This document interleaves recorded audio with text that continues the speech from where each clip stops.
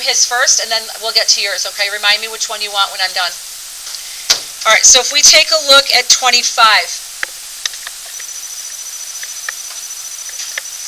All right, so 25 said, I have negative 2 is equal to D over 8. So everyone's taking a look at this one. If for some reason you don't have the homework, you're taking notes on this right now. All right, so when you have the homework and you do it, you have extra examples to help you. All right, so this says D divided by 8 is equal to a negative 2. So I need to undo that division of negative 8. How do I undo the division of negative 8? Like, I want to get rid of that divided by negative 8. What can I do mathematically, Frankie?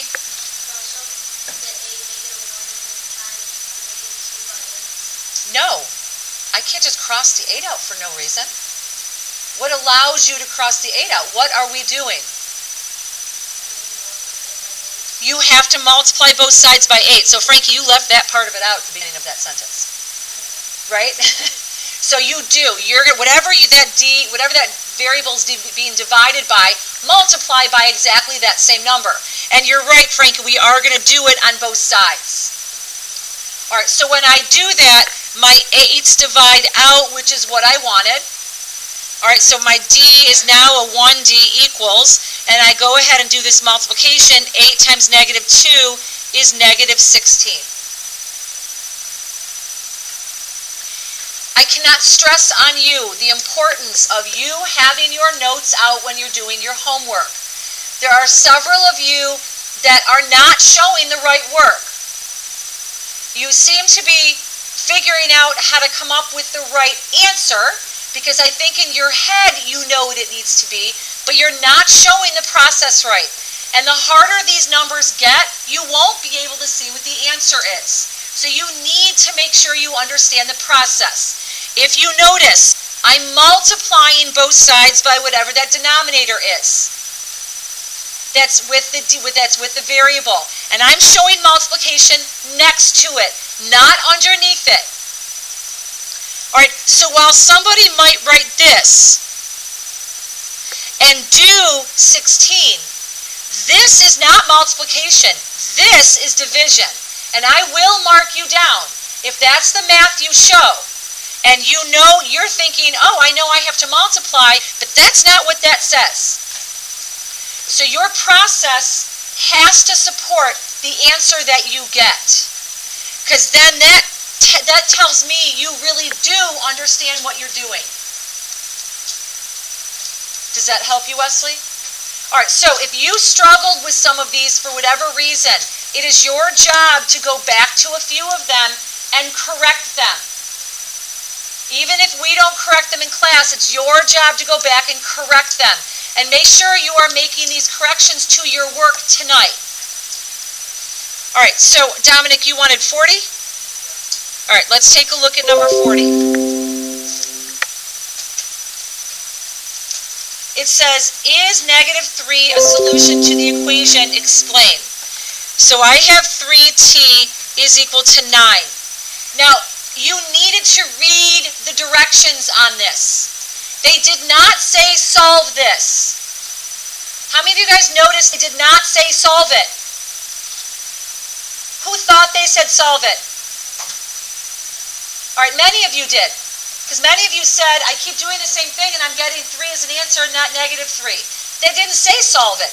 They said, is negative 3 a solution? Well, what does it mean? What am I going to do to check to see if that number is a solution? What am I going to do? You guys, we've done this. What am I going to do to check to see if negative 3 is a solution to this equation? Christiana? No, I'm not going to solve the problem. They did not ask me to solve. They asked to see if this is a solution. I mean, that's one way you could do it, but that's not what I'm expecting you to do. What should I be doing? Alex?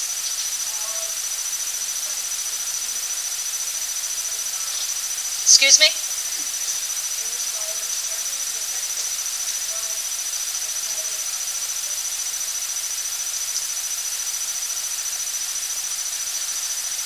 you doing in your head right now?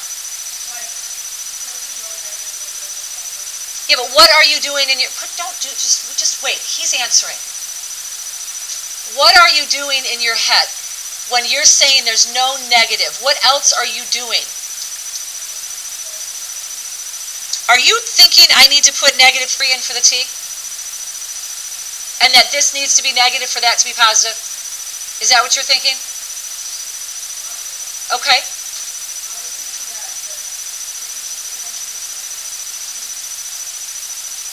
So this would have to be negative.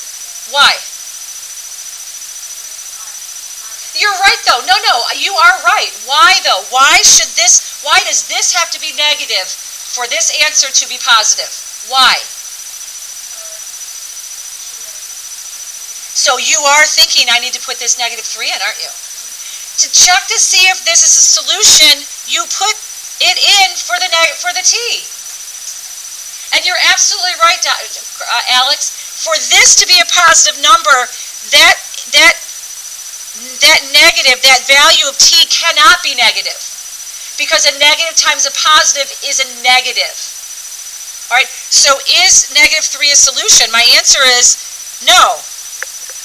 Because 3 times -3 is -9, not +9. That should have been an explanation that you would have had. Not, no, because the solution is 3. All right, so when you're checking to see if a number is a solution, you're putting that number into the equation and then saying, okay, is it or is it not, and explaining it from there. All right, what else can I do for you guys? Christiana? Say that one more time. Excellent, 44. That fan is so loud over there, you guys, that I just can't hear you. So 44.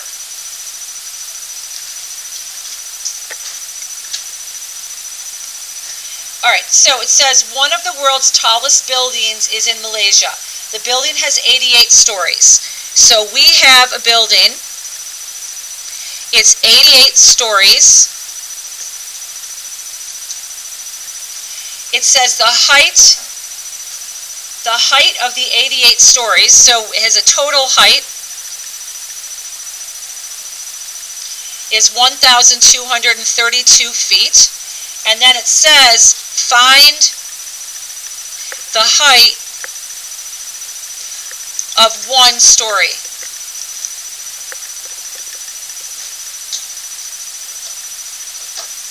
All of you should recognize that is a rate. What we are looking for is a rate.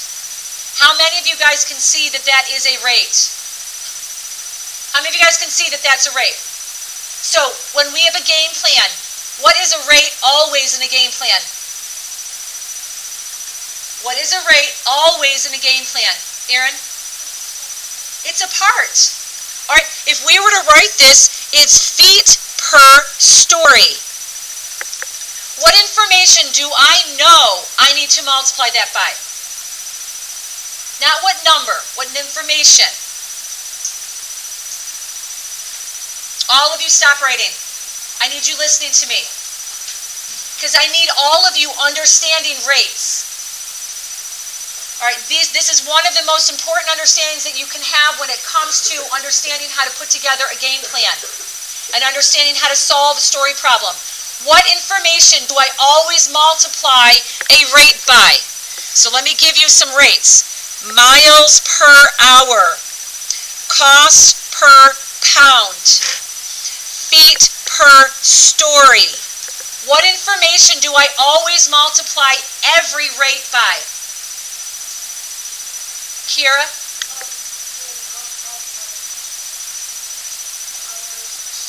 How do you know? When you look at a rate, how do you know what information to multiply by? Nope. How do I know what information I'm always going to multiply a rate by? Mateo? What quantity? What? Say that again?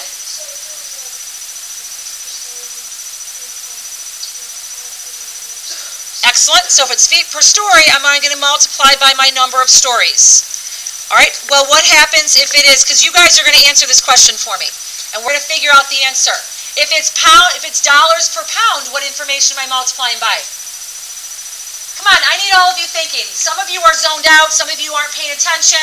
You have to know this. So Mateo said, when I have feet per story, I know I have to multiply by number of stories. If I have dollars per pound, what do I know I have to multiply by? Jack? So whatever what unit is. So what am I multiplying dollars per pound by? The number of pounds. All right, my miles per hour, what am I multiplying that by? Audrey? No. I'm not multiplying by my number of miles. Layla? Remember hours. So let me ask you guys again. What do I multiply every rate by? Some of you are saying the units. What units? What is common in all of this that I am multiplying by? Dominic?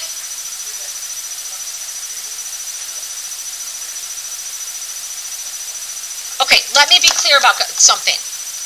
This is a numerator. This is a denominator. This is a numerator. That is a denominator. This is a numerator. That is a denominator. They're a fraction. So what information am I multiplying every rate by? Emerson? The denominator. I'm always multiplying by the denominator information. Multiply by denominator. How many of you guys remember me saying that before? All right, I've said that several times. That's really important. You're always multiplying a rate by the denominator info. Always. That's how rates work. So, what information do I know I'm multiplying this rate by? Mia? The number of stories.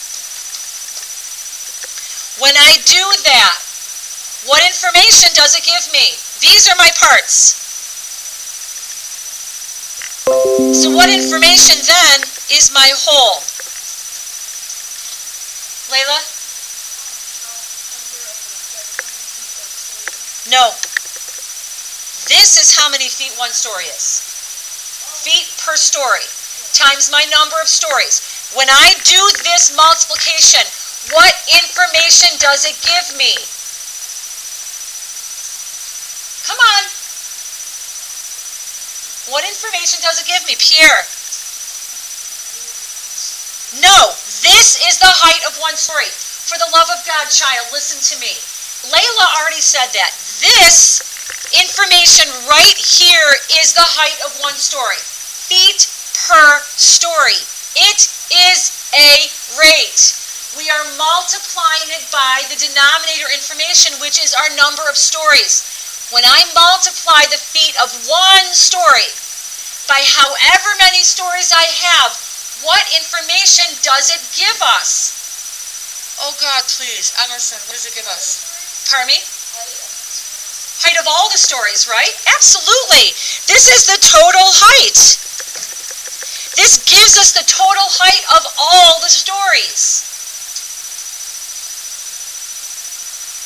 All right, so there is our game plan. I don't know the height of one story. There is our X. So I'm going to take my total height, which we know is 1,232, equals, well, the number of stories is 88 times my X. Now to solve this, I just divide both sides by 88. And X, as I do that, is going to be 14 feet. So the height of one story is 14 feet. You guys, you got to catch on to that, man. Like you just do. Those rates are like gifts from God, because you're like, oh, I totally just have to multiply. Like, I don't even have to think about it. I know I need to multiply that number. That number, it's a rate. I know I need to multiply it by my denominator information. The other thing I want to point out is my numerator info is the same units as my whole. So the numerator information is the same units as my whole. All right, put this away. Let's practice some more. Get your notes out, please.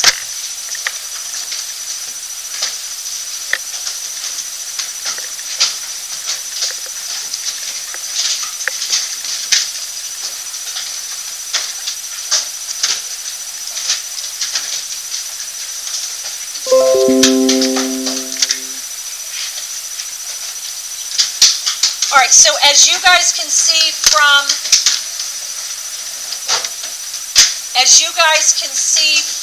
our the worksheet that you have, I'm not giving you all of the skills-based stuff in this worksheet.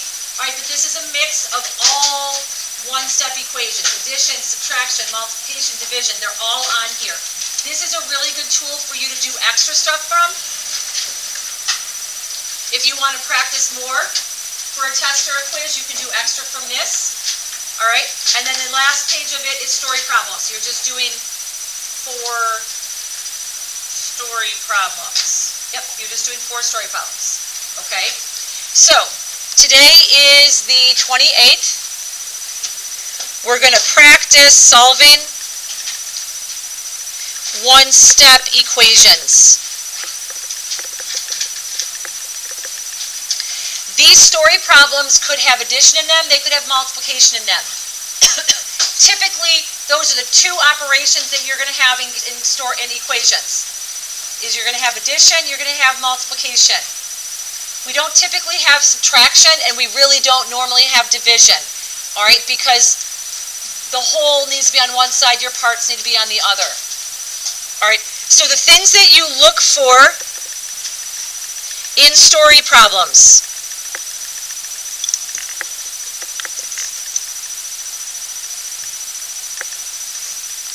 All right, first of all, you're going to look for a rate. That will indicate multiplication.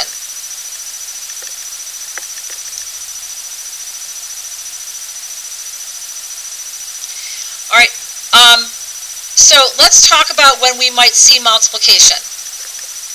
First of all, a rate. The second thing that you can look for that indicates that we have multiplication is there are 2 different units of measure.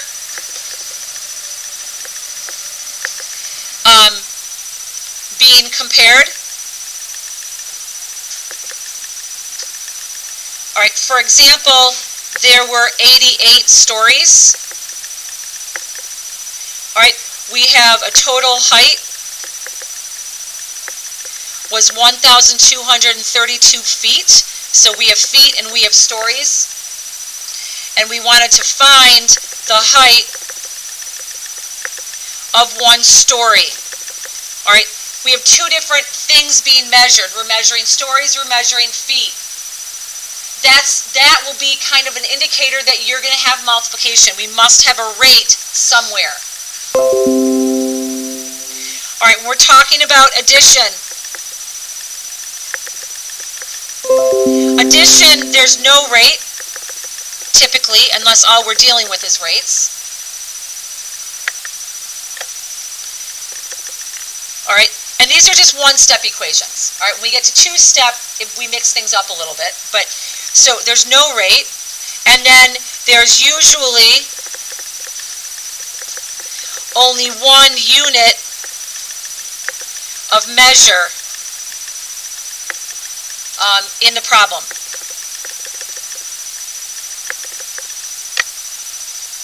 So an example of that might be something like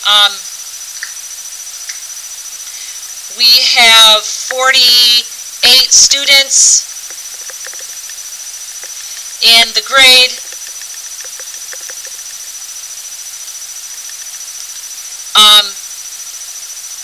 27 students are girls. Find how many boys. This would be an example of when we have addition in there. Now I recognize a lot of you right now you guys are like, 48 minus 27 gives me a number of boys. No, you're not doing that. You're setting up an actual equation for this. So if we were to look at this story problem, all right, we have parts equal to our whole. So let's just remind ourselves when we have addition, the story problems, and the game plans. So in this situation, what is my whole? Remember, always identify the wholes in the problems immediately or pretty soon. I mean, when you have rates help you figure out that you have a part. All right, but those wholes are really important. What is the whole in this example? This real quick example I have here. What is my whole? Romano? I can't hear you. Don't give me any numbers. The total number of students. Excellent. Equals. Well, what makes up the number of students? What makes up our total number of students? Come on, you guys. What makes up our total number of students? Mia? Talk louder. Excellent. So the number of boys plus the number of girls. There's my game plan. This is definitely something I would give you on a quiz or a test. You do need to know how to write these. All right, what don't I know? Addison, what don't I know? Excellent. So there is my x. So Addison, will you write my equation for me, please?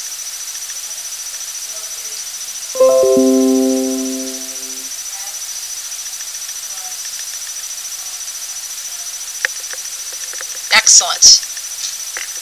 So there's my equation, there's my game plan.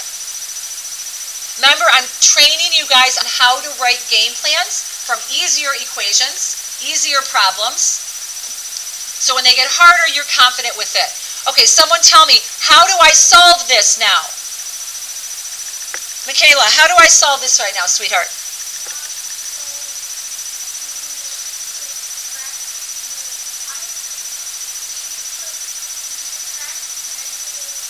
Add a negative 27.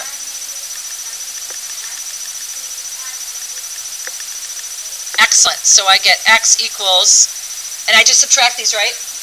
All right, so that's going to be 25. Did I do that right? 21. I'm thinking I'm adding. Look at you guys. I'm just trying to keep you on your toes. 21. So I have 21 boys are in the grade.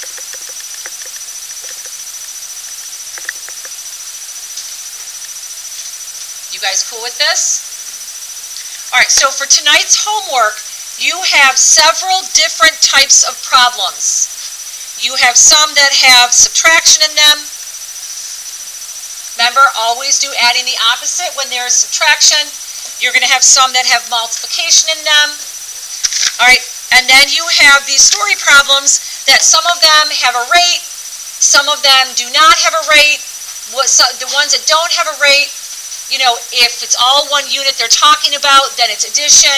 So I really need you paying attention to your game plans for these. You have very few problems to be doing tonight.